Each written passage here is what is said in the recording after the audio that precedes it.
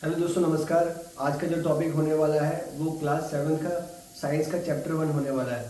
क्योंकि मैंने आपको बताया था कि मैं एनसीईआरटी की शुरू शुरू शुरू कर रहा हूँ, वो मैंने क्लास 6 से शुरू की थी।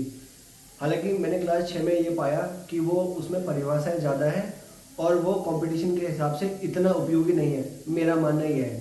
तो इसलिए मैं साइंस 7वीं क्लास से शुरू कर रहा हूँ, जो बहुत ही इम्पोर्टेंट है। और आइए आज हम देखते हैं इसका पहला चैप्टर 1। इस चैप्टर का नाम है पादपों में पोषण। तो क्या होता है पादपों में पोषण, ये आपको क्या नाम है समझ में आएंगे जैसे आप इस चैप्टर को देखेंगे। इस चैप्टर को पढ़ने से पहले आपको क्या करना है, आपको सिर्फ सुनना है और एक पेन और कॉपी लेके बैठना है। जहाँ मुझे लगेगा कि यहाँ इंपॉर्टेंट लाइन है, मैं आपको लिखवा दूंगा और आप उसे नोट डाउन कर देना। आइए शुरू करते हैं पादपों में पोषण। ठीक है, तो यहाँ से शुरू करते हैं। हम पैराग्राफ बाई पैराग्राफ पढ़ेंगे। तो कक्षा 6 में आप पढ़ चुके हैं कि सभी जीवों के लिए भोजन आवश्यक है। आप ये भी पढ़ चुके हैं कि कार्बोहाइड्रेट, प्रोटीन, वसा, विटामिन एवं खनिज भोजन के घटक है। भोजन के ये घटक हमारे शरीर के लिए आवश्यक है तथा इन्हें पोषक कहते हैं। आपको पता है जितने भी सजीव होते हैं उनके लिए क्या है, भोजन बहुत इंपॉर्टेंट है। तो भोजन बहुत इंपॉर्टेंट है। तो भोजन के घटक क्या होते हैं, मैंने आपको पिछली क्लास में बताया था कि भोजन के घटक होते हैं कार्बोहाइड्रेट, प्रोटीन, वसा, विटामिन, खनिज। ये सब जो है भोजन के घटक होते हैं। इनको न्यूट्रिएंट बोलते हैं या पोषक तत्व भी बोलते हैं। यहाँ पे उन्हीं चीजों की बात कर रहा है, इनको क्या है, पोषक कहते हैं। अच्छा, आगे आ जाइए कि सभी जीवों को भोजन की आवश्यकता होती है। आपको पता है जितने भी सजीव होते हैं उनको भोजन की आवश्यकता होती है। पादप स्वयं के लिए भोजन बना सकते हैं, परंतु मानव सहित कोई भी प्राणी अपना भोजन स्वयं नहीं बना सकता। आपको पता है कि जो पेड़ पौधे होते हैं वो प्रकाश संश्लेषण की प्रक्रिया के द्वारा जो है भोजन बना सकते हैं, लेकिन बाकी उनके अलावा कोई भी अन्य जीव जो है इस धरती पर वो भोजन नहीं बना सकता। वे पादपों अथवा पादपों का आहार ग्रहण करने वाले जंतुओं से अपना भोजन प्राप्त करते हैं। अतः मानव तथा अन्य प्राणी प्रत्यक्ष अथवा परोक्ष रूप से पादपों पर निर्भर करता है। क्या मतलब है कि पेड़ पौधे तो अपना भोजन बना सकते हैं, लेकिन जो मानव होता है या उनके समक्ष और कोई जीव होता है वो भोजन नहीं बना सकते हैं। वो किस पे निर्भर करते हैं, या तो डायरेक्टली पेड़ पौधे पर निर्भर करते हैं या फिर वो उस पर निर्भर करते हैं। जैसे मान लो, जैसे बकरी क्या है, पेड़ पौधों की खाती है। तो इंसान जो है बकरी को खा जाता है। तो वो इनडायरेक्टली रूप से क्या नाम है बकरी पे निर्भर हो गया ना, इनडायरेक्टली रूप से क्या नाम है पेड़ पौधों पे निर्भर हो गया। यही बात इसमें बताई गई है। अब इसके क्या नाम है अगले पैराग्राफ पे जाते हैं कि पादपों में पोषण की विधि। पोषण की विधि का मतलब क्या होता है, पोषण का मतलब होता है हम खाने को किस तरीके से खाते हैं। जैसे इंसान खाना कैसे खाते हैं, खाना हमारे मुंह में जाता है तो हम उसको चबा चबा के खाते हैं। वहीं आपने अजगर को देखा होगा, अजगर खाना सीधे निगलता है। और आपने कवकों को देखा होगा जो अपने खाने को पहले बाहर ही सड़ा देते हैं। तो इस तरीके से खाने की अलग अलग विधियां होती हैं, उसी को बोलते हैं हम पोषण की विधि। ठीक है, तो इसी के पे आधारित है ये वाला पैराग्राफ, पादपों में पोषण की विधि। केवल पादप ही ऐसे जीव हैं जो जल, कार्बन डाइऑक्साइड एवं खनिज की सहायता से अपना भोजन बना सकते हैं। ये सभी पदार्थ उनके परिवेश में उपलब्ध होते हैं। आपको पता है कि प्लांट ही ऐसे हैं जो प्रकाश संश्लेषण के द्वारा जो है अपना भोजन बना सकते हैं, जिसमें वो जल का उपयोग करते हैं, कार्बन डाइऑक्साइड का यूज करते हैं, खनिज का उपयोग करते हैं। इन चीजों से जो है अपना भोजन बना सकते हैं। पोषक पदार्थ सजीवों की शारीरिक संरचना, वृद्धि तथा क्षतिग्रस्त भागों के रखरखाव के लिए समर्थ बनाते हैं तथा विभिन्न जैव प्रक्रमों के लिए आवश्यक ऊर्जा भी प्रदान करते हैं। सजीवों द्वारा भोजन ग्रहण करने एवं इसके उपयोग करने की विधि को पोषण कहते हैं। पोषण की इस विधि वह विधि जिसमें जीव अपना भोजन स्वयं संश्लेषित करता है सो पोषण कहलाती है। अतः ऐसे पादपों को स्वपोषी कहते हैं। जंतु एवं अधिकतर अन्य जीव पादपों द्वारा संश्लेषित भोजन ग्रहण करते हैं, उन्हें विषमपोषी कहते हैं। आइए हम इसको लाइन बाय लाइन समझाएं। तो इसमें क्या कह रहा है, इसमें यह कह रहा है कि जो पेड़ पौधे होते हैं वो प्रकाश संश्लेषण की प्रक्रिया द्वारा जो है अपना भोजन बना लेते हैं। और ये भोजन का क्या उपयोग होता है, भोजन का उपयोग होता है सारे शरीर की वृद्धि के लिए, यानी शारीरिक संरचना और उसकी वृद्धि के लिए उपयोगी होता है। शरीर के रखरखाव के लिए बहुत इंपॉर्टेंट होता है और शरीर में चलने वाले जैव प्रक्रमों के लिए आवश्यक होता है। तो जैव प्रक्रम का क्या मतलब होता है, क्योंकि हमारे अंदर कोशिकाएं हैं, कोशिकाओं से बना हुआ शरीर होता है। तो कोशिका अपना अपना अलग अलग कार्य कर रही होती है, तो उन जो भी कार्य कर रही होती है उसको जैव प्रक्रम कहते हैं। ठीक है, अब सभी सजीवों द्वारा भोजन ग्रहण करने एवं इसके उपयोग करने की विधि को पोषण कहते हैं। मैंने बताया कि पोषण क्या होता है, जैसे इंसान जो है चबा चबा के खाता है, अजगर जो है निगल के खाता है, और इसी तरीके से सजीवों में अलग अलग खाने की विधि होती है, उसे क्या कहते हैं, हम पोषण कहते हैं।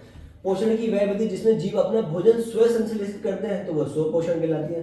क्या है कि पेड़ पौधे क्या है, अपना भोजन किस तरीके से खाते हैं, पहले तो वो क्या नाम है कैसे बनाते हैं, कैसे खाते हैं, तो वो प्रकाश संश्लेषण की प्रक्रिया के द्वारा खुद ही बनाते हैं। तो जो जीव खुद अपना खाना बनाते हैं उनको क्या बोलते हैं, स्वपोषी कहते हैं, क्योंकि वो स्वपोषण की विधि का इस्तेमाल करते हैं। और जो जीव जो होते हैं खाना नहीं बनाते हैं वो विषम पोषण विधि का उपयोग करते हैं या उनको विषम पोषी कहते हैं, तो विषम पोषी कहलाते हैं। तो यहाँ पे यही बताया गया है कि वो विषम पोषी कहलाते हैं, विषम पोषी कहते हैं या विषम पोषी कहलाते हैं। अब अगले पैराग्राफ में क्या बात कर रहा है कि प्रकाश संश्लेषण पादपों में खाद्य संश्लेषण का प्रक्रम। वो कह रहा है कि पेड़ पौधों में प्रकाश संश्लेषण की प्रक्रिया कैसे होती है। ठीक है, तो पत्तियां पादप की खाद्य फैक्ट्री है। तो इस पॉइंट को आपको नोट करना पड़ेगा कि जो पेड़ पौधों में खाना बनता है तो वो खाना कहाँ बनता है, तो वो बनता है पत्तियों में खाना बनता है, तो उसको बोलते हैं, पत्तियों को बोलते हैं खाद्य फैक्ट्रियां कहते हैं। अतः सभी कच्चे पदार्थ पत्तियों तक पहुंचने चाहिए। मृदा में उपस्थित जल एवं खनिज जड़ मूल द्वारा अवशोषित किए जाते हैं तथा तने के माध्यम से पत्तियों तक पहुंचाए जाते हैं। पत्तियों की सतह पर उपस्थित सूक्ष्म रंध्रों द्वारा वायु में उपस्थित कार्बन डाइऑक्साइड प्रवेश करती है और यह रंध्र द्वार कोशिकाओं द्वारा घिरे होते हैं और ऐसे छिद्रों को रंध्र कहते हैं। आइए इसको सही से समझते हैं। क्या कह रहा है कि पत्तियां पादप की खाद्य फैक्ट्री होती है। मैंने बताया कि जो प्रकाश संश्लेषण की प्रक्रिया में खाना कहाँ बनता है, तो वो बनता है हमारे पत्तियों में बनता है। ठीक है, इसलिए पत्तियों को खाद्य फैक्ट्री कहते हैं। अब अगली लाइन से समझते हैं, सभी कच्चे पदार्थ पत्तियों तक पहुंचने चाहिए। खाना तो वहीं बनेगा ना जहाँ पे सारे पदार्थ उपलब्ध होंगे। तो जैसे मानो खाना पत्तियों में बन रहा है तो पत्तियों में हमें सारे कच्चे पदार्थ चाहिए, जैसे हमें जल चाहिए, खनिज चाहिए और कार्बन डाइऑक्साइड चाहिए, तभी तो इनसे खाना बनेगा। ठीक है, तो मृदा में उपस्थित जल एवं खनिज जो है जड़ द्वारा अवशोषित किए जाते हैं। अब आपको पता है कि पत्तियों तक पानी कैसे पहुंचता है, तो पत्तियों तक पानी कैसे पहुंचता है, तो जड़ जो है वो पानी जो है जमीन से सूखता है, अवशोषित करता है, और उसके साथ साथ जो है कुछ खनिज पदार्थ भी अवशोषित होकर क्या नाम है वो सीधे तने के माध्यम से कहाँ जाते हैं, पत्तियों तक आ जाते हैं। ठीक है, वो यही बता रहा है। फिर जब पत्ती की सतह पे क्या है, छोटे छोटे रंध्र होते हैं। आपको याद रखना पड़ेगा कि पत्तियों की सतह पे छोटे छोटे रंध्र होते हैं और उन रंध्रों में क्या है, कार्बन डाइऑक्साइड जो है गैस आती है। तो वायु में उपस्थित कार्बन डाइऑक्साइड जो गैस जो है उसके माध्यम से प्रवेश करती है। किसके माध्यम से, छोटे छोटे रंध्रों के माध्यम से जो है प्रवेश करती है। ठीक है, ये रंध्र द्वार कोशिकाओं के द्वारा घिरे होते हैं और ऐसे छिद्रों को रंध्र कहते हैं। जो ये छेद होते हैं, ये रंध्र होते हैं, इनकी एक द्वार टाइप का होता है और ये द्वार कोशिकाओं से घिरे होते हैं। बस वही बात कह रखा है। ठीक है, अब जल एवं खनिज वाहिकाओं द्वारा पत्तियों तक पहुंचाए जाते हैं। ये वाहिका नली के समान होती हैं तथा जड़, तना, शाखाओं एवं पत्तियों तक फैली होती हैं। पोषकों को पत्तियों तक पहुंचाने के लिए ये वाहिका एक सतत मार्ग बनाती है। पादपों में पदार्थ के परिवहन के विषय में आप अध्याय 7 में पढ़ेंगे। क्या कह रहा है, आपको ये कहना चाह रहा है कि खाना बनता है कि पत्तियों में, और जल, खनिज तत्व, कार्बन डाइऑक्साइड ये अलग अलग जगह होते हैं। तो पत्तियों तक कैसे पहुंचते हैं, तो मैंने बताया कि जो गैस होती है वो रंध्रों के माध्यम से पहुंचती है, और जो जल और जो खनिज तत्व होते हैं वो जो है क्या नाम है जड़ जो अवशोषित करती है और ऊपर तक कैसे पहुंचती है, ऐसे पहुंचती है।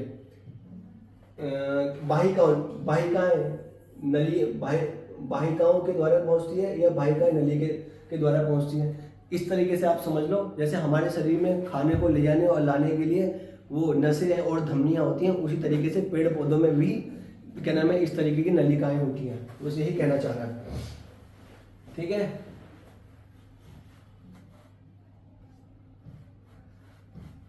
हाँ, इसमें कुछ एक्स्ट्रा नॉलेज भी दे रखी है, जैसे कि कोशिकाएं आपने देखा होगा कि इमारतें ईंटों से बनती है। इसी प्रकार सजीवों का शरीर सूक्ष्म इकाइयों से बनता है जो कोशिका कहलाती है। कोशिकाओं को सूक्ष्मदर्शी द्वारा देखा जा सकता है।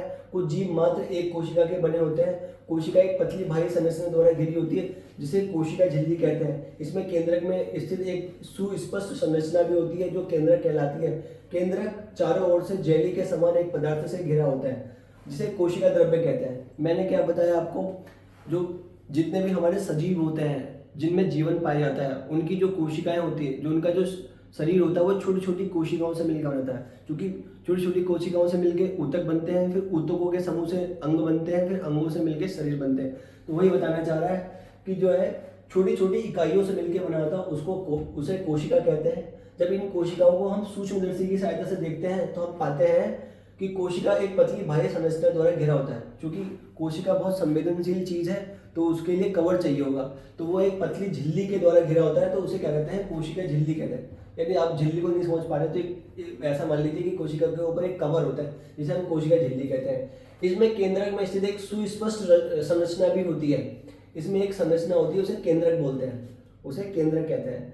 क्योंकि कोशिका के बीचों बीच एक जैसे आइए यहाँ पे दे रखा है, जैसे मान लो ये कोशिका है, ये कोशिका है, तो कोशिका के बीचों बीच एक संरचना पाई जाती है, इसे केंद्रक कहते हैं, ये इसे केंद्रक कहते हैं। ठीक है, इसमें केंद्रक में स्थित एक सुस्पष्ट संरचना भी होती है जो केंद्रक कहलाती है। केंद्रक चारों ओर से एक जेली के समान एक पदार्थ से घिरा होता है जिसे कोशिका द्रव्य कहते हैं। शायद आपको पता होगा कि जो कोशिका का जो केंद्रक होता है ये बहुत इंपॉर्टेंट पार्ट होता है, इसलिए इसका प्रोटेक्शन बहुत जरूरी है।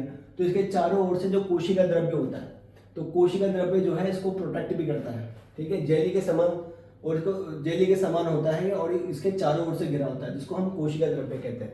ठीक है, आइए अब आगे बात करते हैं। जल एवं खनिज वाहिकाओं द्वारा पत्तियों तक पहुंचाए जाते हैं। ये वाहिका नली के समान होती है। ये मैंने आपको बता दिया कि जितने भी जो हमारे कच्चे पदार्थ होते हैं वो नीचे से ऊपर तक जो है वाहिकाओं के द्वारा पहुंचाए जाते हैं।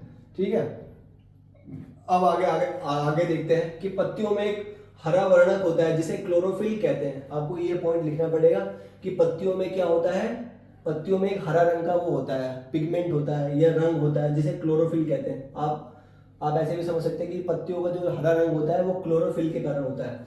क्लोरोफिल सूर्य के प्रकाश यानी सौर प्रकाश की ऊर्जा का संग्रहण करने में पत्ती की सहायता करता है और इस ऊर्जा का उपयोग जल एवं कार्बन डाइऑक्साइड से खाद्य संश्लेषण में होता है। क्या होता है, पत्तियों में जो होता है हरा रंग, उसको क्या बोलते हैं, क्लोरोफिल बोलते हैं। और क्लोरोफिल क्या काम करता है, जो सूर्य से आने वाला प्रकाश को क्या है, पकड़ लेता है, यानी वो ऊर्जा को पकड़ लेता है और वही ऊर्जा बाद में जो है कार्बन डाइऑक्साइड और जल के माध्यम से जो है प्रकाश संश्लेषण की प्रक्रिया में उपयोग होती है।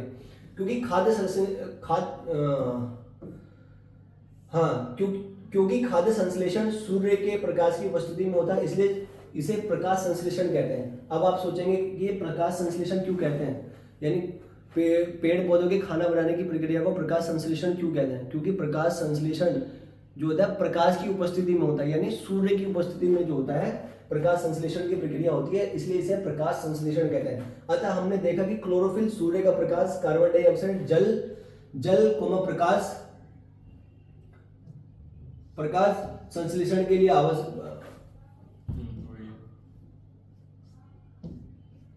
ये जो है संश्लेषण के लिए आवश्यक है। इस पृथ्वी पर यह एक अद्वितीय प्रक्रम है। पत्तियों द्वारा सौर ऊर्जा संग्रहित की जाती है तथा पादप में खाद्य के रूप में संचित हो जाती है। अतः सभी जीवों के लिए सूर्य ऊर्जा का चरम स्रोत है। इस बात का क्या मतलब है, इस बात को आपको नोट करना है कि अतः सभी जीवों के लिए सूर्य ऊर्जा का चरम स्रोत है। जैसे अगर पेड़ पौधे ना होते तो प्रकाश संश्लेषण की प्रक्रिया ना होती, और प्रकाश संश्लेषण की प्रक्रिया ना होती तो क्या नाम है, दूसरे जीवों को खाना नहीं मिल पाता। और ये खाना तभी बन पा रहा है जब सूर्य है।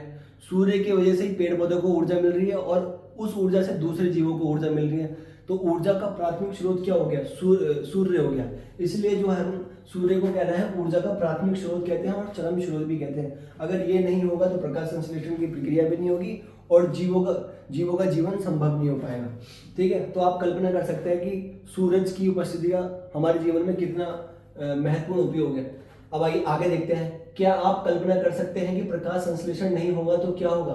मैंने आपको बताया अगर प्रकाश संश्लेषण ही नहीं होगा तो पेड़ पौधे नहीं हो पाएंगे, पेड़ पौधे यानी अनाज भी नहीं हो पाएगा। जब अनाज नहीं हो पाएंगे तो हम जीवित नहीं रह सकते, क्योंकि हम खाना ही नहीं खा पाएंगे। ठीक है, प्रकाश संश्लेषण ना होने की स्थिति में खाद्य उपलब्ध नहीं होगा। अब ये बता रहा है कि प्रकाश संश्लेषण नहीं होगा तो खाना उपलब्ध भी नहीं होगा। सभी जीवों का अस्तित्व प्रत्यक्ष अथवा परोक्ष रूप से पादपों द्वारा निर्मित भोजन पर निर्भर करता है। मैंने आपको ऑलरेडी बता चुका है कि हम डायरेक्टली और इनडायरेक्टली जो है अपने खाने के लिए किस पर निर्भर है, पेड़ पौधों पर निर्भर है। ठीक है। इसके अतिरिक्त सभी जीवों के लिए परम आवश्यक ऑक्सीजन भी प्रकाश संश्लेषण के दौरान निर्मित होती है। प्रकाश संश्लेषण की अनुपस्थिति में पृथ्वी पर जीवन की कल्पना असंभव है।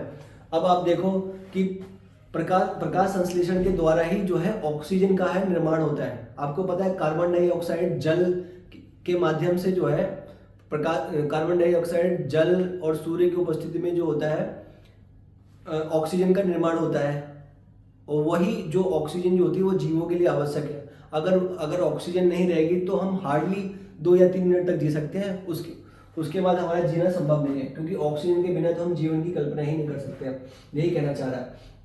प्रकाश संश्लेषण के दौरान पत्ती की क्लोरोफिल युक्त कोशिकाएं चित्र 1.2 सूर्य के प्रकाश की उपस्थिति में कार्बन डाइऑक्साइड एवं जल से कार्बोहाइड्रेट का संश्लेषण करती है। इस प्रकरण को निम्न समीकरण के द्वारा समझा जा सकता है।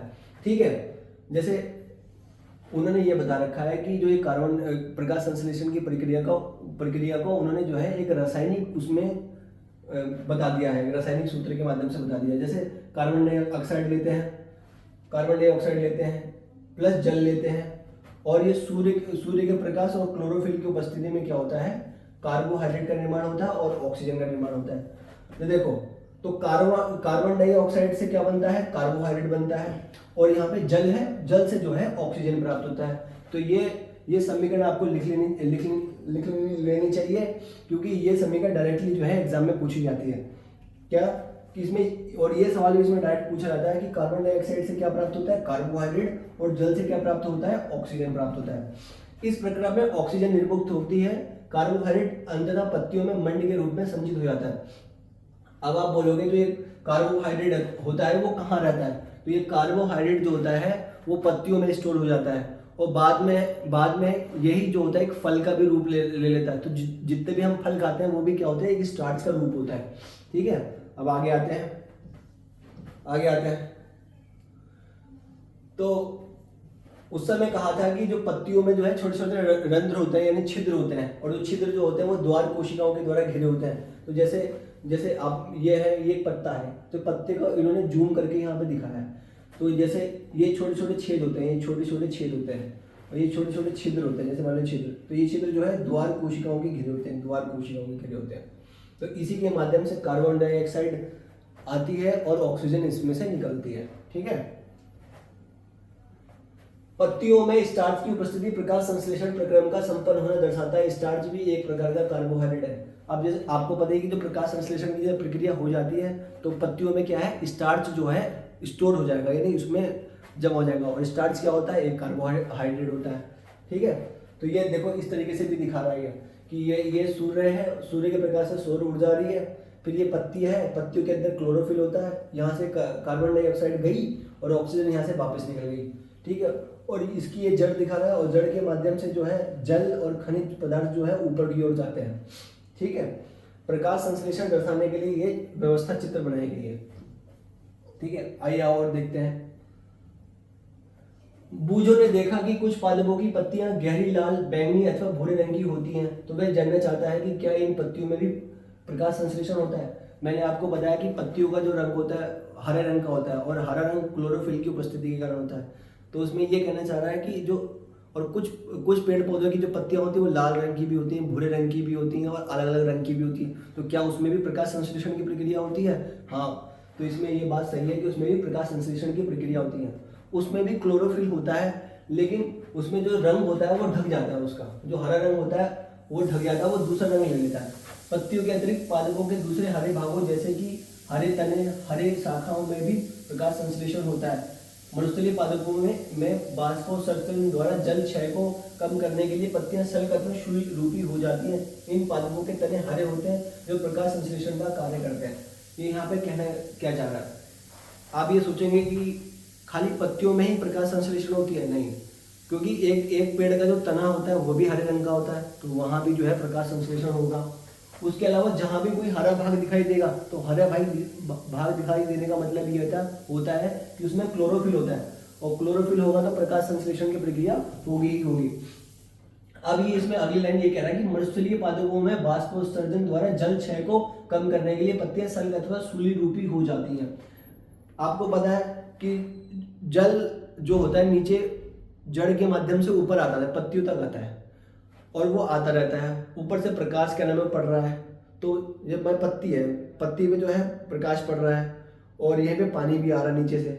तो एक प्रक्रिया क्या होने लगती है कि वाष्पोत्सर्जन की प्रक्रिया होने लगती है पत्ती से।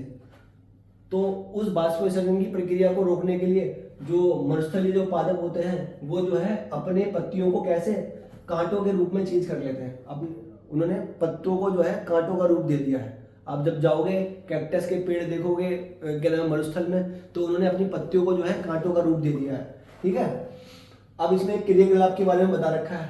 क्रियाकलाप 1.1, एक ही प्रकार के पादपों के 2 गमले लीजिए, एक को अंधकार अथवा काले बक्स में 72 घंटों के लिए रखिए तथा दूसरे को सूर्य के प्रकाश में रखिए।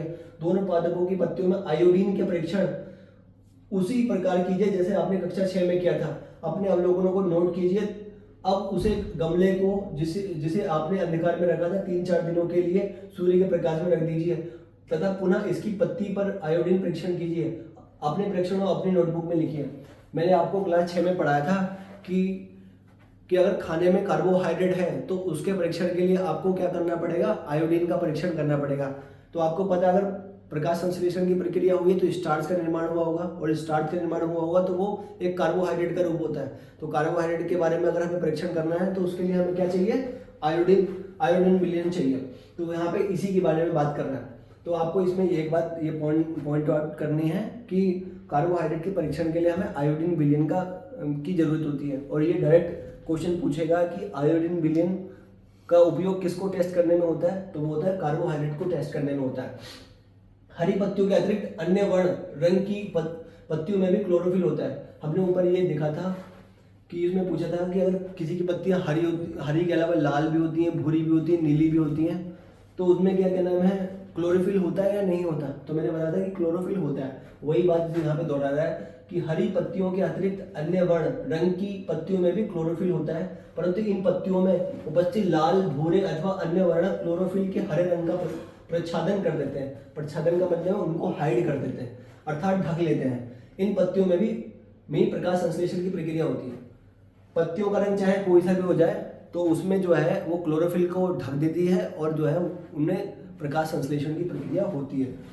आपने गीली दीवारों पर तालाब अथवा ठहरे हुए जलाशय में हरे अवपंखी को क्या साधारण भाषा में क्या बोलते हैं, काई बोलते हैं, जैसे पादप देखे होंगे। ये सामान्यतः कुछ जीवों की वृद्धि के कारण बनते हैं जिन्हें शैवाल कहते हैं। क्या आप कल्पना कर सकते हैं क्या कहना चाह रहा है। आपने जो है नहरों की दीवारों में जहाँ पानी की मात्रा ज्यादा होती है वहां आपने काई देखा होगा, तो काई को वैज्ञानिक भाषा में अवपंखी कहते हैं। ठीक है, ये सामान्यतः कुछ जीवों की वृद्धि के कारण बनते हैं, ठीक है, जिन्हें शैवाल कहते हैं।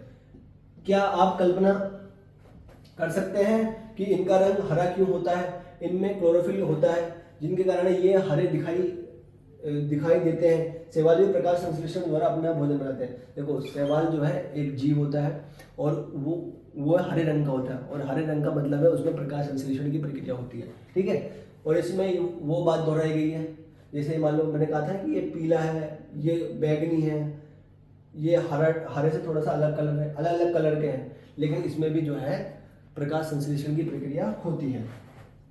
अब आइए आगे क्या पूछ रहा है। पादपों में कार्बोहाइड्रेट के अतिरिक्त अन्य खाद्यों का संश्लेषण। आपको पता है कि जैसे इंसानों को कार्बोहाइड्रेट भी चाहिए, प्रोटीन भी चाहिए, वसा भी चाहिए, उसी तरीके से पेड़ पौधों को भी कार्बोहाइड्रेट, वसा, प्रोटीन, इन चीज़ों की आवश्यकता होती है। तो उनको कार्बोहाइड्रेट के अलावा अन्य चीज़ कहाँ से उपलब्ध होते हैं, तो यहाँ पे बताया था। अभी आपने पढ़ा कि प्रकाश संश्लेषण प्रक्रम द्वारा पादप कार्बोहाइड्रेट का संश्लेषण करते हैं। कार्बोहाइड्रेट कार्बन, हाइड्रोजन एवं ऑक्सीजन से बनते हैं। इनका उपयोग खाद्य के अन्य घटकों के संश्लेषण में होता है, परंतु प्रोटीन नाइट्रोजनी पदार्थ हैं जिनमें कार्बन, ऑक्सीजन एवं हाइड्रोजन के अतिरिक्त नाइट्रोजन भी होता है। पादपों को नाइट्रोजन कहाँ से प्राप्त होता है, आपको पता है कि कार्बोहाइड्रेट में क्या होता है, कार्बन, हाइड्रोजन और ऑक्सीजन होता है, लेकिन प्रोटीन में क्या होता है, कार्बन, हाइड्रोजन और ऑक्सीजन के अतिरिक्त इसमें नाइट्रोजन भी होता है। इसलिए जो है प्रोटीन को जो है नाइट्रोजनी पदार्थ भी कहते हैं। क्या कहाँ से कहते हैं, प्रोटीन को नाइट्रोजनी पदार्थ भी कहते हैं। तो ये आपको लिख लेना चाहिए कि प्रोटीन क्या है, एक नाइट्रोजनी पदार्थ है। आगे देखते हैं। याद कीजिए कि वायु में नाइट्रोजन गैसीय अवस्था में प्रचुर मात्रा में पाई जाती है, परंतु पादप इसका अवशोषण इसी रूप में नहीं कर सकते। मिट्टी में कुछ विशेष जीवाणु होते हैं जो गैसीय नाइट्रोजन को उपयोगी यौगिकों में परिवर्तित कर मृदा में निर्मुक्त करते हैं। ये विलेय पदार्थ पादपों द्वारा जल के साथ अवशोषित कर लिए जाते हैं। संभवतः आपने देखा कि किसान अपने खेतों में उर्वरक तथा खाद डालते हैं जिनमें नाइट्रोजन पदार्थ की प्रचुरता होती है। इस प्रकार अन्य संगठनों के साथ पादपों की नाइट्रोजन की मांग की आपूर्ति हो जाती है। इसके पश्चात पादप खाद्य के अन्य संगठनों जैसे प्रोटीन एवं वसा का संश्लेषण करते हैं। क्या कहना चाह रहा है इसमें? ये कहना चाह रहा है कि हमारे वायुमंडल में 78% क्या है, नाइट्रोजन है, लेकिन जो पेड़ पौधे हैं वो नाइट्रोजन डायरेक्ट उसी रूप में नहीं ले सकते हैं। तो वो क्या करते हैं, वो कैसे लेते हैं? आपको पता है कि कुछ जो क्या नाम है, कुछ जीवाणु होते हैं यानी कुछ बैक्टीरिया होते हैं, वो क्या करते हैं, जो गैस वाली नाइट्रोजन होती है उसको जो है विले नाइट्रोजन में चेंज कर देते हैं। विले नाइट्रोजन का मतलब होता है इस रूप में चेंज कर देते हैं कि पेड़ पौधे उनको कंज्यूम कर सकें। ठीक है, क्या होता है कि नाइट्रोजन क्या होता है, गैसीय अवस्था में पाते हैं, क्योंकि 78% जो है हमारे वायुमंडल में जो नाइट्रोजन है वो नाइट्रोजन जो है पेड़ पौधे डायरेक्ट रूप से ले नहीं पाते। तो कुछ जीवाणु ऐसे होते हैं जो उस नाइट्रोजन को जो है गैस के रूप में चेंज कर देते हैं, फिर बाद में गैस के रूप में होता है उसको फिर विलेय रूप में चेंज कर देते हैं, तो वो बाद में जो है पेड़ पौधे उसको ले लेते हैं। ठीक है, उसमें यही बात कह रहा है। आपने ये देखा होगा कि जो उर्वरक और खाद डालते हैं वो भी नाइट्रोजन पदार्थ होता है। अब आपसे सीधे डायरेक्ट पूछा कि उर्वरक में या खाद में नाइट्रोजन होता है या नहीं होता है, तो बिल्कुल सही बात है। उर्वरक और जो खाद होता है ये नाइट्रोजन पदार्थ होते हैं, इसमें नाइट्रोजन की उपस्थिति होती है। आगे देखते हैं पादपों में पोषण की अन्य विधियां। अलग अलग तरह के जो पादप होते हैं उनमें पोषण की अन्य विधि होती है। आइए हम जानते हैं क्या क्या होती है। कुछ पादप ऐसे भी हैं जिनमें क्लोरोफिल नहीं पाया जाता, वे भोजन संश्लेषित नहीं कर सकते, वे कैसे जीवित रहते हैं तथा वे पोषक किस प्रकार प्राप्त करते हैं। अब आपने ये देखो सभी पेड़ पौधे जो है प्रकाश संश्लेषण की प्रक्रिया के द्वारा अपना भोजन नहीं बना सकते। तो जो नहीं बना सकते तो वो अपना भोजन कैसे प्राप्त करते हैं, उसी के बारे में यहाँ पे बात हो रही है। मनुष्य एवं अन्य प्राणियों की तरह ये पादप भी अपना पोषण के लिए अन्य पादपों द्वारा निर्मित खाद्य पर निर्भर होते हैं। क्योंकि क्या नाम है, जो मानव और अन्य जीव जो है वो भी पोषण के लिए पेड़ पौधे पर निर्भर होता है और ये भी जो है दूसरों पर निर्भर होते हैं। यानी ये विषम पोषण प्रक्रिया का इस्तेमाल करते हैं, यानी ये विषम पोषी प्रणाली का इस्तेमाल करते हैं, यानी ये विषम पोषी होते हैं। ठीक है, तो आपको याद रखना चाहिए, क्योंकि ये दूसरों पर निर्भर होते हैं तो ये विषम पोषी प्रणाली का उपयोग करते हैं और ये विषम पोषी कहलाते हैं। ठीक है, चित्र 1.5 को ध्यान से देखिए, कौन सा है, जैसे ये है 1.5 परपोषी पादप पर अमर बेल। देखो इसमें ये पेड़ है, पेड़ के ऊपर जो है हमारी अमर बेल लगी हुई है, ये पीली पीली जो है अमर बेल है। तो इसमें एक होता है परपोषी, एक होता है परपोषी। तो ये इसमें जो ये एक होता है परजीवी। तो इसमें जो पेड़ है वो है परपोषी और अमर बेल है परजीवी, क्योंकि वो उसके ऊपर निर्भर है। क्योंकि ये बेल को खाना दे रहा है, ये पेड़ जो है ये बेल को खाना दे रहा है, तो वो कहलाएगा परपोषी, और बेल जो है इससे खाना ले रहा है तो वो कहलाएगा इसके ऊपर निर्भर है, तो परजीवी। ठीक है, क्योंकि अमर बेल जैसे पादप परपोषी को अमूल्य पोषकों से वंचित करते हैं, इन्हें परजीवी कहते हैं। अब क्या होता है, जो ये अमर बेल है इन पेड़ पे आके अपने खाने के लिए निर्भर हो जाते हैं, और निर्भर ऐसे होते हैं कि इस पेड़ की शक्ति भी जो है वो छीन लेते हैं, इनका भी खाना वो छीन लेते हैं। ठीक है, तो वही बात कर रहे हैं। अब पहली जानना चाहती है कि क्या हमारा रक्त चूसने वाले मच्छर, कटबल, जू एवं जोंक जैसे जीव भी परजीवी है। सही बात है, जो वो हमारे ऊपर निर्भर होता है, तो हमारा जैसे जोंक होती है वो खून चूसती है, जू जो होती है वो भी खून चूसती है, मच्छर भी है ये भी खून चूसती है, तो वही परजीवी कहलाएंगे, और उस केस में हम जो है परपोषी कहलाएंगे। ठीक है, क्या आपने ऐसे पादपों को देखा अथवा उनके विषय में सुना है जो जंतुओं का भक्षण करते हैं? आपने ऐसे पेड़ भी देखे होंगे जो जंतुओं को खाते हैं, कीड़ों को खाते हैं। क्या आपने ऐसे पादपों को देखा अथवा उनके विषय में सुना है जो जंतुओं का भक्षण करते हैं? भक्षण का मतलब था खाते हैं। कुछ ऐसे पादप भी हैं जो कीटों को पकड़ते हैं तथा उन्हें पचा जाते हैं। क्या यह विस्मयकारी नहीं है? ऐसे पौधे हरे या अन्य किसी रंग के हो सकते हैं। चित्र 1.6 के पादपों को देखिए, इसकी घड़े के समान आकृति होती है। पत्ते का शीर्ष भाग घड़े का ढक्कन बनाता है। घड़े के अंदर अनेक रोम होते हैं जो नीचे की ओर ढल के रहते हैं, अर्थात अधोमुखी होते हैं। जब कोई कीट घड़े में प्रवेश करता है तो यह उसके रोमों के बीच फंस जाता है। घड़े में उपस्थित पाचक रस द्वारा कीटों का पाचन हो जाता है। कीटों का भक्षण करने वाले ऐसे पादप जो है कीटभक्षी पादप कहलाते हैं। वीनस फ्लाई ट्रैप, संडियो कीटभक्षी पादपों के दो अन्य उदाहरण। आपको क्या कह रहा है इसमें ये कहना चाह रहा है कि कुछ पेड़ पौधे ऐसे होते हैं जो क्या नाम है, कीटों को खाते हैं। कुछ पादप ऐसे होते, कुछ पेड़ पौधे ऐसे होते हैं जो कीटों को खाते हैं। जैसे घटपर्णी, जो घटपर्णी एक पौधे का नाम है, ये क्या कहता है, ये पेड़ पौधों को खाता है। पेड़ पौधे जो होता है ये जो है कीड़ों को खाता है। क्यों खाता है? क्योंकि इन्हें नाइट्रोजन की आवश्यकता होती है। तो नाइट्रोजन की आवश्यकता के लिए जो होता है ये कीड़ों को खा जाता है। तो ये इनका जो पत्ता होता है वो पत्ता ये वाला आकार ले लेता है, ये वाला आकार ले लेता है और इसके ये जैसे ऐसे आकार ले लेगा। और इसमें आगे कोई अगर कीड़ा घुस जाता है तो ये जो ढक्कन होता है वो बंद हो जाता है। और चूंकि इसके अंदर जो होता है पाचक एंजाइम होता है वो उसको मार देता है और उससे जो है नाइट्रोजन की प्राप्ति कर लेता है। यही बात कर रहा है। अब आपको इसमें जो इम्पोर्टेंट बात नोट डाउन करनी है वो ये है कि ऐसे पादप कीटभक्षी पादप कहलाते हैं। ठीक है, जो कीटों को खाते हैं वो कीटभक्षी पादप कहलाते हैं। इसके एग्जाम में पूछे जाते हैं, जैसे वीनस फ्लाई ट्रैप एक और संडियो कीटभक्षी जो है, ये दो जो है हमारे कीटभक्षी पादप कहलाते हैं। वो जो भ्रमित है कि यदि घटपर्णी यदि घटपर्णी हरा होता है और प्रकाश संश्लेषण संपादित करता है तो ये कीटों का भक्षण क्यों करता है? आप भी ये सोचोगे कि ये हरा होता है तो इसको प्रकाश संश्लेषण के द्वारा भोजन मिल जाता है, पर ये क्या नाम है, इनको क्यों खाता है? क्योंकि उन्हें मिट्टी से जो है, क्या यह संभव है कि इस प्रकार के पादपों को मृदा से सभी पोषक नहीं मिल पाते जिनकी उन्हें आवश्यकता होती है? तो वो कीटभक्षी पौधे जो होते हैं, पेड़ पौधे, वो कीटों को इसलिए खा जाते हैं क्योंकि उन्हें पेड़ जो मिट्टी से जो है वो जरूरी मात्रा में वो नाइट्रोजनी पदार्थ नहीं मिल पाते हैं। ठीक है, और ऐसा अक्सर देखने को मिलता है मरुस्थलीय जहाँ पे जगह होती है वहाँ पे। अब आते हैं मृतजीवी के बारे में। मृतजीवी का मतलब होता है मृत और जीवी, जो मृत पर जो जीने वाला होता है।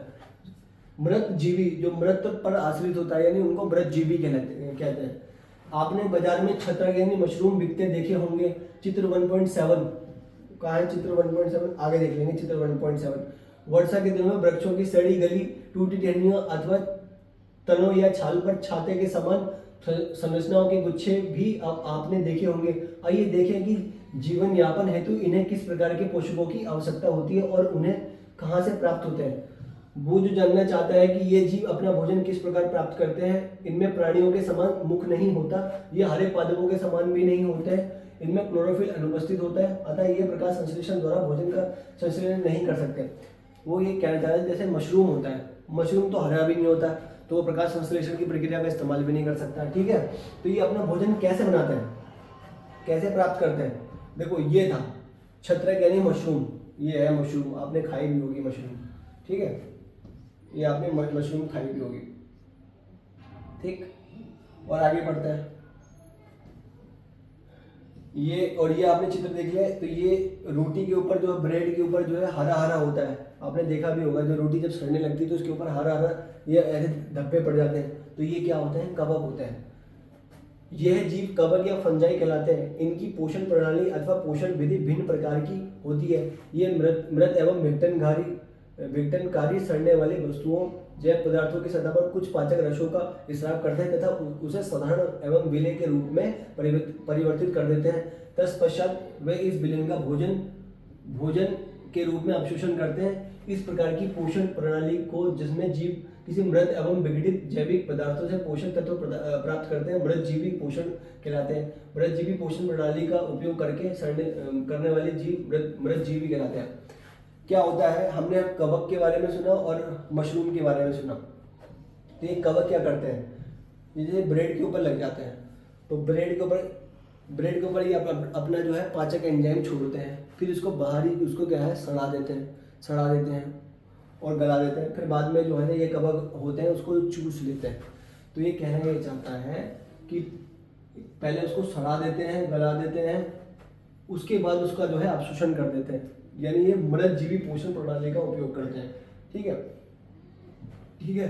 कवक, अचार, चमड़े, कपड़े एवं अन्य मृतजीवी का कौन इस्तेमाल करता है? जैसे आपने देखा होगा कि मान लो कोई गाय भैंस मरी पड़ी है, तो बाद में चील कौवे उसे खा जाते हैं, तो वही मृतजीवी कहलाएंगे, क्योंकि वो भी उनका उपयोग करते हैं।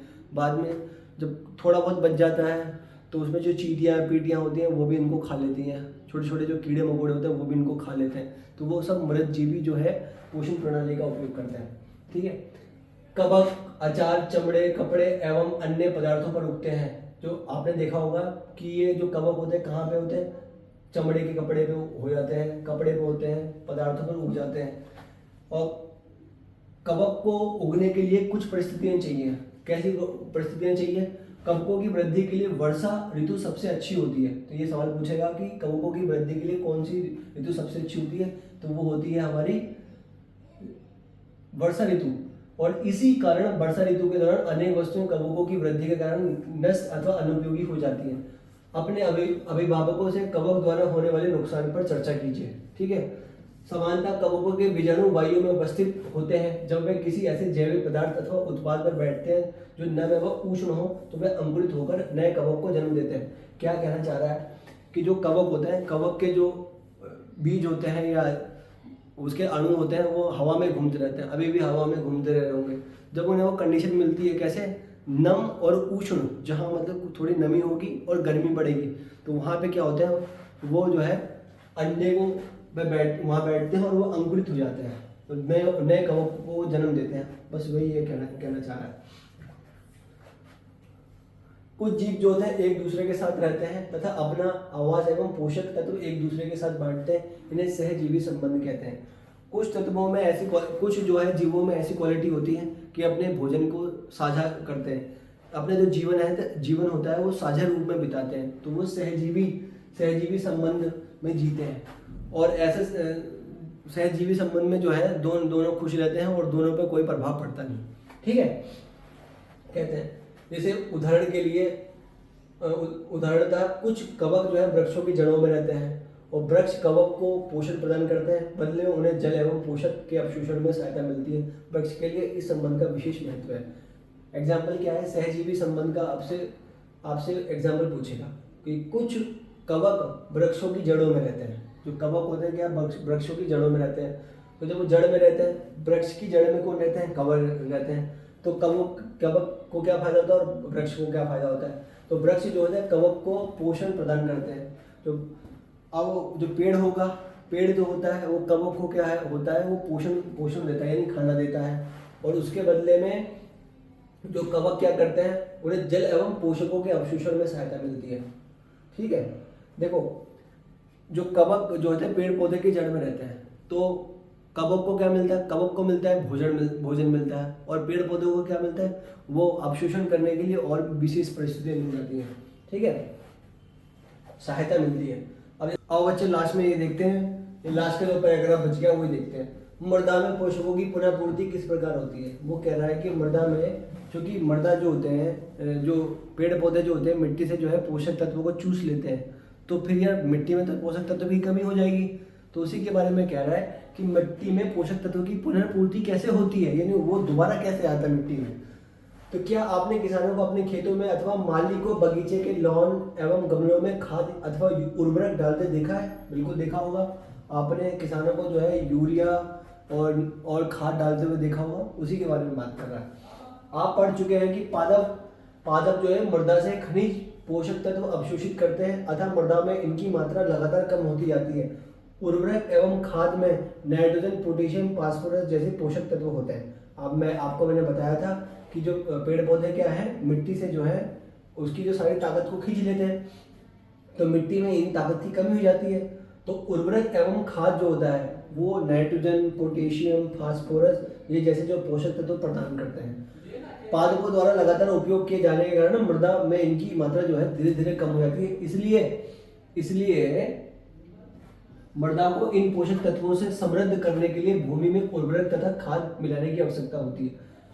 हम खाद और उर्वरक इसलिए मिलाते हैं ताकि जो मिट्टी की जो क्षमता है वो दोबारा से वापस आ जाए, यानी ऊर्जा जो है दोबारा से वापस आ जाए। पादपों को प्रोटीन बनाने के लिए सामान्यतः नाइट्रोजन की अधिक आवश्यकता होती है। आपको मैंने बताया था कि जो प्रोटीन होता है वो नाइट्रोजन पदार्थ होता है, और पेड़ पौधों को जो है नाइट्रोजन की आवश्यकता बहुत ज़रूरत होती है। तो फसल कटाई के बाद मृदा में नाइट्रोजन की कमी हो जाती है। आपको इस पॉइंट को भी लिखना है कि फसल के कटने के बाद जो है मिट्टी में से जो है नाइट्रोजन की कमी हो जाती है। यद्यपि वायु में नाइट्रोजन गैस प्रचुर मात्रा में उपलब्ध होती है, परंतु पादप इसका उपयोग उस प्रकार करने में असमर्थ होते हैं जैसे कि कार्बन डाइऑक्साइड का उपयोग करते हैं। पौधे नाइट्रोजन को विलेय रूप में ही अवशोषित कर सकते हैं। कुछ जीवाणु जैसे जो राइजोबियम कहलाते हैं वायुमंडलीय नाइट्रोजन को विलेय पदार्थों में परिवर्तित कर देते हैं। मैंने आपको यह बताया कि वायुमंडल में 78% जो है नाइट्रोजन होता है, लेकिन पेड़ पौधे ये जो नाइट्रोजन है डायरेक्ट जो है कंज्यूम नहीं कर सकते।